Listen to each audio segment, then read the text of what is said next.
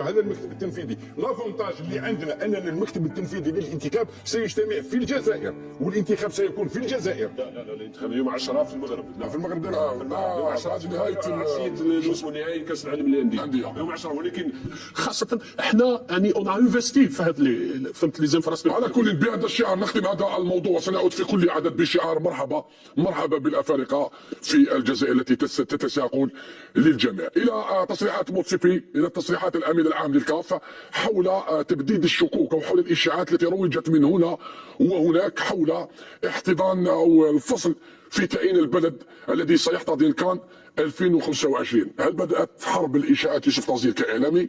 هل هي حرب اللوبيات؟ هل هي حرب المخزن؟ هل هي حرب بعض الاطراف للترويج لبلد عن بلد اخر؟ ولكن الشك او القطع الشك باليقين جاء على لسان موتسيبي الذي اكد بان الكاف لم تفصل في البلد الذي سيحتضن نهائيه 2025. انا كمان ما نظنش ان الكاف ولا المكتب التنفيذي تاع الكاف راح يعاود يقع في نفس الاخطاء تاع الماضي. يعني انا نظن على واللي قال بانه سيبعث لجان مستقله ستعاين المرافق والملاعب. طبعا هذا شيء عادي يعني يقوم به الكاف في كل مره يكون كاين حدث هكذا تاع استضافه تاع بطوله تاع كاس افريقيا. اليوم موتسيبي جا بفكره تكلم عن الاصلاح. لما انتخب رئيس للكاف تكلم عن الاصلاح وتكلم حتى عن الفساد في الهيئه القريه. اليوم لو كان تبع كمان اليوم فيه معلومات تداولها وسائل الاعلام بخصوص يعني استخدام فضائح تاع رشاوى لبلد معين، يعني استخدمها جهاز مخابرات تاع بلد معين من اجل شراء اصوات وشراء دمم النواب الاوروبيين وحتى بعض البرلمان الاوروبي.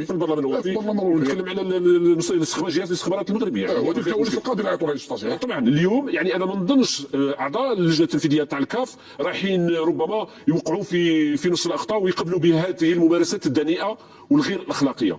انا اعتقد ان الملف الاجدر والاقوى نهائي كاس العالم، نهائي كاس العالم بعد غضون نسمعوا خبر بانه تم الفصل في تعيين البلدان. لكن كمان من كان وراء هذا مع احترامي لصاحب الخبر هل هو عضو في الكاف؟ هل هو عضو مسؤول؟ هل هو نظن ان زميلنا تكلم اعطى رايه، ولكن بهذه الطريقه انا تمنيت ما يكونش بتلك الطريقه، لان الطريقه ممكن ان تسيء للجزائر قبل ما تسيء للاخرين. لان اليوم احنا قد يوصفون احنا يعني يقولون انتم الجزائريين في كل مره ديروا مشاكل خاصه في معايير افريقيا في كل مره، يعني بعد حديث قاسمه بعد كاميرون والان ان شاء الله ما تعطيش علينا هذه الحوادث هذه. ان شاء الله يكون الملف نتاعنا شوف ان شاء الله يكون الملف نتاعنا ملف قوي. انا نظن الحكومه الجزائريه ولا السلطات الحكوميه في الجزائر لما قررت الترشح فهي على بالها واش يديروا، لان الامر ما يتعلقش بالاتحاد الجزائري مش الفافيه. سيد مسعودان، الجزائر لم تتحجج بالايبولا في وقت من المرات ولم تتحجج بعدم الجاهزيه. الجزائر منذ 1990 لم تحتضن بحجم قاره، لم تحتضن الكان. كنا نقول ما عندناش ملاعب، وحنا انتقدنا شخصيا كاعلاميين وكمحللين وكفنيين وكجمهور انتقدنا، ولكن كما قال لك الداماتير الحمد لله عندنا منشات هياكل نمشوا راسنا سما خويا لزيز.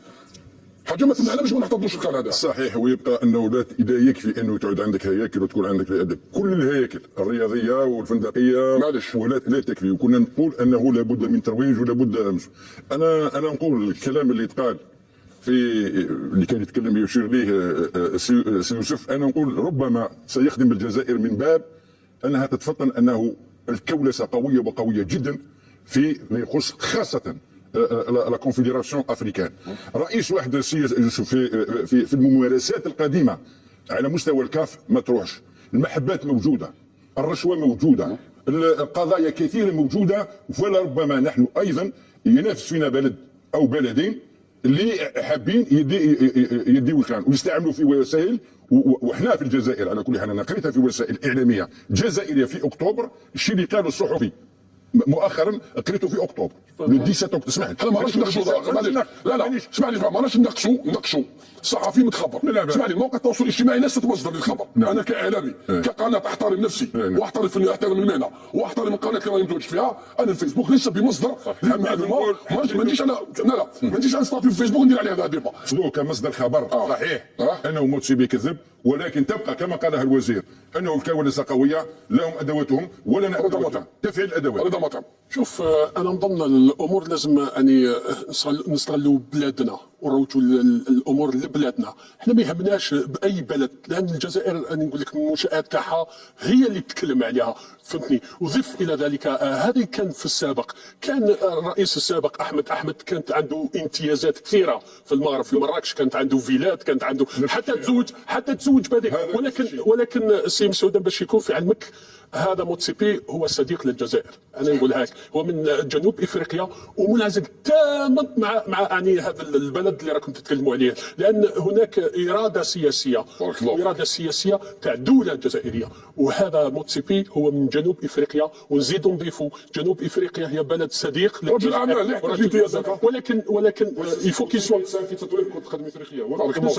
بالطبع انا نظن باللي الانسان هذا فهمت. وخير دليل هو يعني ضموا الرئيس السابق شرف الدين عماره الى لجنه الماليه، وهي كما يقول لك لجنه قويه في الكاف، واللي معاه هو لقجع تاع المغرب. انا نظن باللي يعني شرف الدين عماره كيف نستغل كيف اليوم نستغل تواجد شرف الدين عماره في اللجنه الماليه للكاف ما يتعلق بترويج المال في الجزائر، ما يتعلق بربط العلاقات. نتكلم على شرف الدين عماره، اسمعني، كمسؤول عباك الشركه اللي تنتج فيها المدار تحقق ارباح سنويه، لان الرجل اطار وبارع في التسيير اقليميا قاريا افريقيا، سميه كما شئت.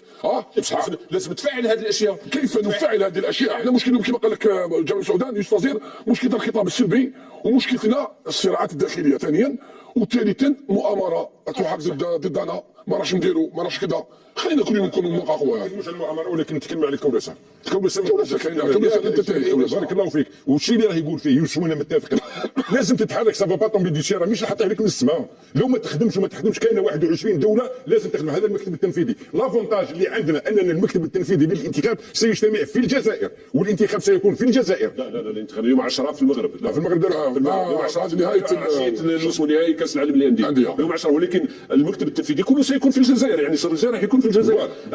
اليوم لازم نفهموا حاجه، فرصه طبعا اليوم لازم يشوفوا هذه الاعضاء الامكانيات تاع الجزائر الرياضيه والامكانيات الاقتصاديه، لازم يشوفوها بعينيهم. لازم يشوفوا على تكلمنا على تصرفات الجماهير. اليوم الجماهير الجزائريه شغوفه جدا بكره القدم، تحب كره القدم، تموت في كره القدم كيما الارجنتيني. لازم، لكن هذا التصرف لازم يكون رياضي. لما المنتخب المنافس حتى لو كان منافسنا يعني ضدنا يلعب ضدنا، لازم نحترموه، نحترموا الشعب تاعو، نحترموا. وسؤالي ايضا يستاذر للجمعيات، عندنا الاف الجمعيات عبر كل القطر الوطني، دوركم ما يصحاش في عيد الشجره وفي الاعياد الرسميه والاعياد الوطنيه والاعياد الاجتماعيه، دوركم ايضا مهم في ترويج اليوم.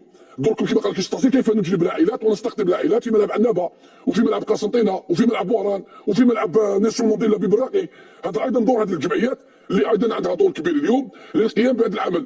غيابكم اليوم ايضا عن الافات الاجتماعيه، المخدرات التي انهكت عقول شبابنا، اطفال مراهقين، وراه دوركم اليوم الجمعيات. اليوم هذه الجمعيات المدراء الشباب والرياضه يتحركوا ويحاسبوا هذه الجمعيات اللي تدي اموال كبيره رضا مطعمه، ولكن غايبه الجمعيات. كمان سامحني رضا، غايبه رضا كمان يتكلم على دور المجتمع المدني، هو دور مهم في نجاح مثل هذه التظاهرات. شو حبيت نهضر، احنا الجزائر لما ترشحت للكان تاع 2025 ليس فقط من